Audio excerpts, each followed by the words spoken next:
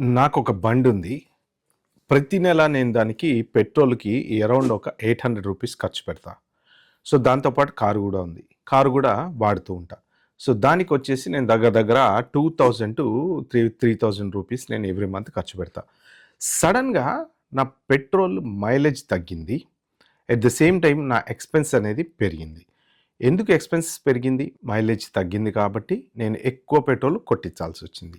దానివల్ల నా మంత్లీ ఖర్చు దగ్గర దగ్గర 5,000 రూపాయల నుంచి 8,000 రూపాయలకి ఎళ్ళింది. సో, ఈ నెల ఒకవేళ నేను ఒక ఎక్స్‌ట్రా ఒక 100 కిలోమీటర్లో, ఒక 200 కిలోమీటర్లో తిరగాల్సొస్తే ఆ ఖర్చుకి ఇంకొక 2,000 పెరుగుతుందనమాట. సో, సడెన్‌గా ఈ ఖర్చు భరించాలి అంటే నాకు స్తోమత ఉండాలి. అంటే నా జీతం పెరగాలి. జీతం పెరగలేదు కానీ ఖర్చు పెరిగింది. సో, అలాంటప్పుడు మొదలయ్యేది ఫ్రస్ట్రేషన్. సగటు మనిషిలో జీతం పెరగకుండా ఖర్చులు పెరిగితే మొదలయ్యే ఫ్రస్ట్రేషన్‌లోంచి వచ్చినటువంటి రాబోతున్నటువంటి ఉద్యమమే E20. ఓకే. సో, ఆ E20 పెట్రోల్, ఇథనాల్ దాని గురించి డీటెయిల్స్ ఈ పర్టిక్యులర్ వీడియోలో చెప్పే ప్రయత్నం అయితే చేస్తా. సో, దీంట్లో అసలు ఏంటి? ఎందుకు నితిన్ గడ్కరీని రిజైన్ చేయాలి అంటున్నారు? E20 జనతా పార్టీ అని కొత్తగా స్టార్ట్ అవుతుంది. కాక్రోచ్ జనతా పార్టీ పెట్టారు. ధర్మేంద్ర ప్రధాన్ని రిజైన్ చేయించారు. సో, ఇప్పుడు అలాగే నెక్స్ట్ ఎందుకు అందరూ దేశం మొత్తం E20 గురించి మాట్లాడుతున్నారు? ఇది ప్రభుత్వ వైఫల్యమా? లేకపోతే టెక్నికల్‌గా దీంట్లో ఏమన్నా ఇష్యూస్ ఉన్నాయా? అనేటువంటి మంచి ఇంపార్టెంట్ టెక్నికల్ పాయింట్స్‌తో పాటు మంచి జనరల్ నాలెడ్జ్ ఉన్నటువంటి విషయాలు నేను ఈ వీడియోలో షేర్ చేస్తా. మీరైతే లాస్ట్ వరకు చూడండి. చిన్న క్విక్ డిస్క్లైమర్, రాజకీయాలకి అతీతంగా కేవలం టెక్నికల్ సబ్జెక్ట్. అసలు E20 ఏంటి? ఎందుకు అందరూ దాన్ని వ్యతిరేకిస్తున్నారు అనేది చెప్పడం మాత్రమే నా వీడియో యొక్క ముఖ్య ఉద్దేశం. ఓకే ఫ్రెండ్స్, హాయ్ హలో, నా పేరు Yoganand. Welcome to Yogi view point.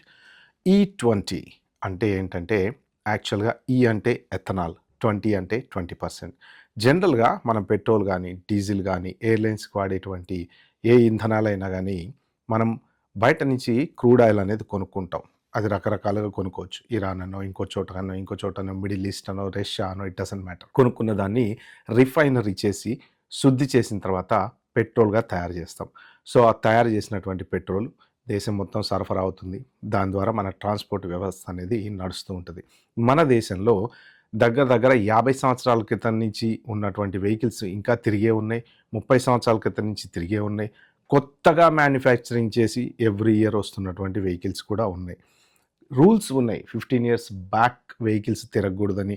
కొన్ని ఇప్పుడు ఢిల్లీ లాంటి ప్లేస్లలో కొంత కంట్రోల్ అనేది చేస్తున్నారు. కానీ remote areas, rural areas, remote villages అలాంటి చోటుకెళ్తే పట్టించుకునేటువంటి నాథుడు లేడు కాబట్టి అప్పుడెప్పుడో మ్యానుఫ్యాక్చర్ అయినటువంటి వెహికల్స్ కూడా ఇంకా స్టిల్ రోడ్ల మీద తిరుగుతున్నాయి అన్నమాట. అయితే ఇప్పుడు అసలు E20కి వచ్చినటువంటి సమస్య ఏంటి? ప్రభుత్వం ఆలోచించిన దాని ప్రకారం క్రూడ్ ఆయిల్ అనేది ఈ మధ్యన యుద్ధాల వల్ల కానీ, దానివల్ల కానీ ఫారెన్ రిజర్వ్స్ అనేవి మనము యూజ్ చేయాల్సి వస్తుంది. ఇదంతా ఒక డిఫరెంట్ సబ్జెక్ట్. బట్ అంతవరకు మనం తెలుసుకుంటే కనుక ఫారెన్ రిజర్వ్స్ తోటి క్రూడ్ ఆయిల్ అవి ఇవి కొంటున్నాం కాబట్టి ఆ క్రూడ్ ఆయిల్ అనేది కొంత రేట్ అనేది ఒక్కొక్కసారి పెరుగుతుంటుంది, ఒక్కొక్కసారి తగ్గుతూ ఉంటుంది. డాలర్ వాల్యూని బట్టి పెరుగుతూ ఉంటుంది, తగ్గుతూ ఉంటుంది. సో, పెరిగినా మనం కొట్టేసుకునేటువంటి పెట్రోల్‌లో మాత్రం రేట్ అయితే పెద్దగా మారదు. But what ever it is, ఆ కొనుక్కునేటువంటిది కొంత తగ్గించుకోవాలి అంటే మన దగ్గర ఉన్నటువంటి పెట్రోల్‌ని పొదుపుగా వాడుకోవాలి. సో, రీసెంట్‌గా మీరు చూసుకున్నట్టుంటే మన ప్రధానమంత్రి గారు ఏం చెప్పారంటే, మీరు పొదుపుగా పెట్రోల్ వాడుకోండి, డీజిల్ పొదుపుగా వాడుకోండి, జాగ్రత్తగా వెహికల్స్ వాడండి, ఎక్కువ వేస్ట్ చేయకండి, బయటకు ఎక్కువ తిరగకండి, పబ్లిక్ ట్రాన్స్‌పోర్ట్ వాడండి, ఇవన్నీ చెప్పారు. ఎందుకు అంటే ఒకవేళ ఈ యుద్ధ ప్రభావం గనక ముదిరితే, అప్పుడు మనకి క్రూడ్ ఆయిల్ గనక దొరకకపోతే, షార్టేజ్ అనేది వస్తే దేశంలో ట్రాన్స్పోర్ట్ వ్యవస్థ అనేది స్తంభించిపోతే తినటానికి, ఉండటానికి కూడా ఇబ్బంది అవుతుంది. ఇప్పుడు ఎక్కడో హర్యానాలో కూరగాయలు పండిస్తారు, ఎక్కడో ఆంధ్రాలో రైస్ పండిస్తారు, ఎక్కడో హిమాచల్ ప్రదేశ్లో ఇంకోటి పండిస్తారు.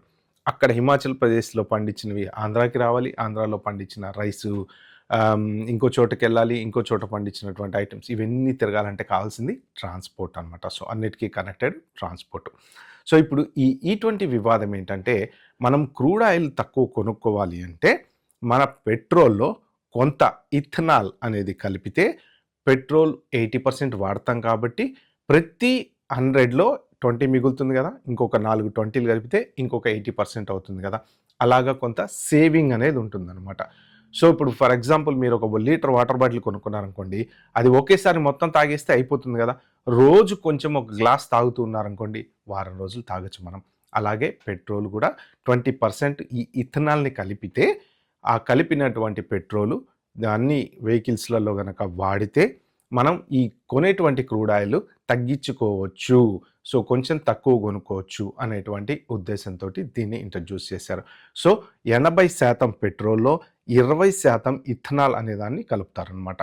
మరి ఈ ఇథనాల్ ఎక్కడి నుంచి వస్తుంది అంటే, ఇది మొక్కజొన్న కంకుల ద్వారా కానీ, లేకపోతే ఫుడ్ వేస్ట్ అంటే ఏదైనా వేస్ట్ ప్రొడ్యూస్ మనం రోజు చెత్త బయట పడేస్తూ ఉంటాం కదా, అలాంటివి పడేసిన వాటి ద్వారా కానీ, సో రకరకాల ఇండస్ట్రియల్కి సంబంధించినటువంటి వాటి ద్వారా తయారు చేస్తే వచ్చేటువంటి కెమికలే ఈ ఇథనాల్ అనమాట.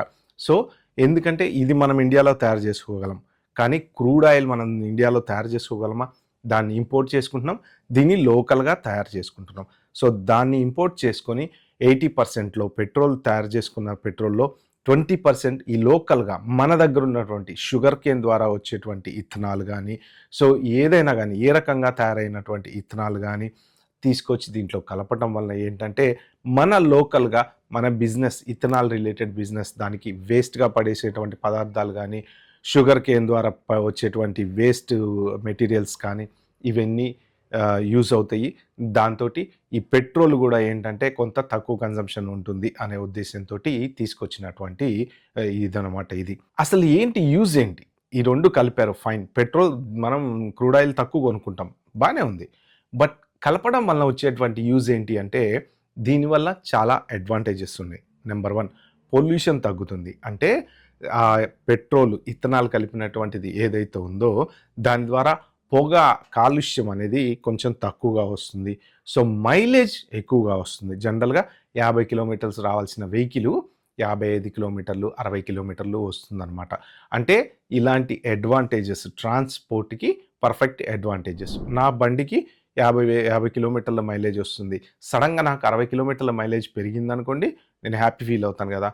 అంటే నేను 4 రోజులకు ఒకసారి కొట్టించుకునేటువంటి పెట్రోలు వారం రోజులకు ఒకసారి కొట్టించుకుంటా. ఓవరాల్ డౌన్ ద లైన్ నాకు కొంత డబ్బులు అనేవి మిగులుతాయి అన్నమాట.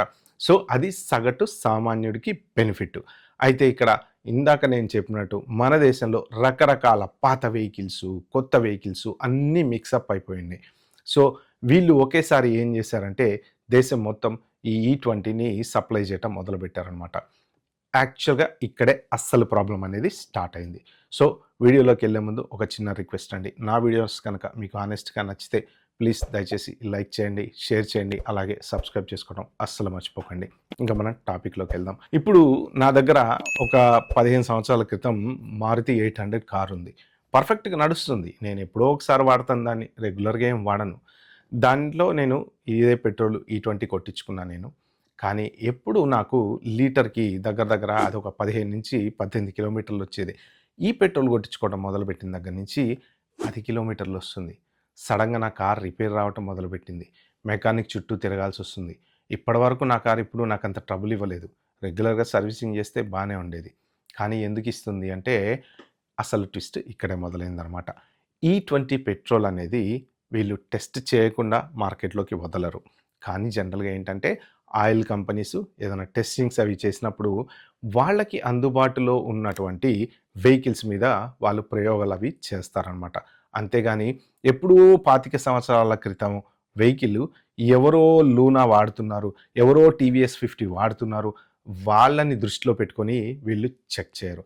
జనరల్గా లేటెస్ట్ ట్రెండ్కి తగ్గట్టు వెహికల్స్ ఒక up to 4 years 5 years 10 years 15 years transportation guide lines ప్రకారం ఏ వెహికల్స్ అయితే మార్కెట్లో ఉంటాయో వాటి ఏజ్ ప్రకారం టెస్టింగ్ అనేది చేస్తారనమాట. బట్ మన దగ్గర చూసుకుంటే అసలు ఒక పర్టిక్యులర్ 15 ఇయర్స్ 20 ఇయర్స్ దానికన్నా ముందు వెహికల్స్ పక్కన పడేసిన దాఖలాలు చాలా తక్కువ ఉంటాయి. అన్లెస్ అంటిల్ గవర్నమెంట్ వెహికల్స్ ఎక్కడో పడేసి పట్టించుకోక అబాండన్ అయిపోయిన వెహికల్స్ అలాంటివి ఉంటే తప్ప ఆల్మోస్ట్ ఆల్ ఇప్పటికీ చూడండి, మీరు రోడ్డు మీదకి వెళ్తే గుప్పున ఇలా పొగొస్తూ డీజిల్ పాత బండ్లు నెంబర్ ప్లేట్లు సరిగా ఊగులాడుతూ లైట్లు ఉండకుండా అలాంటి బండ్లు కూడా ఇంకా తిరుగుతున్నాయి అన్నమాట రోడ్డు మీద. సో ఇప్పుడు ఏమైందంటే ఇలాంటి వెహికల్స్ అన్నీ కూడా ఈ E20 పెట్రోల్ అనేది కొట్టించుకోవటం మొదలుపెట్టినప్పుడు వాళ్ళ మైలేజ్ తగ్గిపోవటం, బండ్లలో ఇష్యూస్ రావటం అనేది మొదలైందనమాట. ఎందుకు అంటే first of all digestion problem ఎవరికైనా ఉందనుకోండి, అలాంటప్పుడు మీకు ఏదన్నా ఫర్ ఎగ్జాంపుల్ సమోసా తింటే మీకు అరగదు, కానీ తినాలని ఉంటుంది. తిన్నారనుకోండి అవస్థపడుతూ ఉంటారు, ఎందుకంటే అది మీకు అరగదు కాబట్టి. అదే మీ ఫ్రెండ్ ఉన్నాడు, రోజుకు 4 సమోసాలు తింటాడు, ఏం ప్రాబ్లం లేదు, అతను చక్కగా డైజెషన్ చేసుకోగలుగుతారు. సో ఇప్పుడు సమోసా పెట్టేటప్పుడు మీకు మీ ఫ్రెండ్కి పెట్టి మీ ఇద్దరిలో అతనికి అరుగుతుంది నీకు అరగదు అని చెప్పేసి సమోసాలు మార్కెట్లోకి వదలాలా లేదా అని చూడరు కదా. సో ఇది కూడా అంతే అనమాట.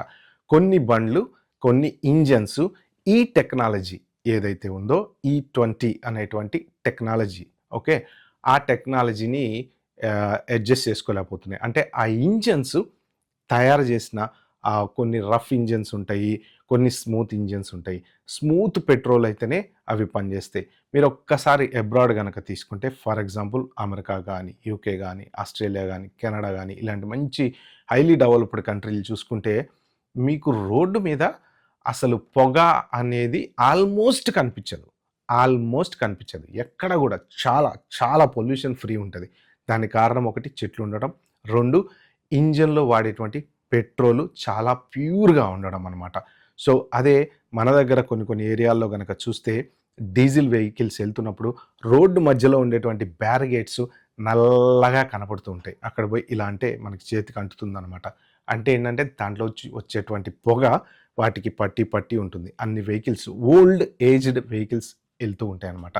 సో ఇలాగా మన దేశంలో ఉన్న అన్ని రకాల వెహికల్స్ మీద వీళ్ళు చెక్ అనేది చేయలేదు కాబట్టి సో వీళ్ళందరికీ ఏంటంటే ఇంజన్ ప్రాబ్లమ్స్ రావడము, తర్వాత ఈ పెట్రోల్ కన్సంప్షన్ పెరగటము అనేది జరిగిందనమాట. దాంతోటే ఈ E20 బ్యాక్లాష్ అనేది మొదలైంది. సో ఇప్పుడు అందరూ ఏమంటారంటే ఈ E20 పెట్రోల్ వలన మా వెహికల్స్ డ్యామేజ్ అవుతున్నాయి, ట్రాన్స్పోర్ట్ డిపార్ట్మెంట్లు అంతా కూడా స్ట్రైక్ చేద్దామని అదని ఇదని సో రకరకాలుగా చెప్తున్నారు. సో నితిన్ గడ్కరీ గారు చూసుకుంటే రీసెంట్గా సోషల్ మీడియాలో ఆయన మీద పెట్టినటువంటి పోస్టులకి వ్యతిరేకంగా ఆయన కోర్టుకి వెళ్ళడము, సో కొన్ని పోస్టులు డిలీట్ చేయించాలని కూడా చెప్పారనమాట. ఎందుకు అంటే పర్సనల్గా టార్గెటెడ్గా ఆయన మీద పోస్టులు పెడుతున్నారు, ఇది నేను క్రియేట్ చేసినటువంటి పాలసీ కాదు అనేసి ఆయన వైపు వాదన అనమాట.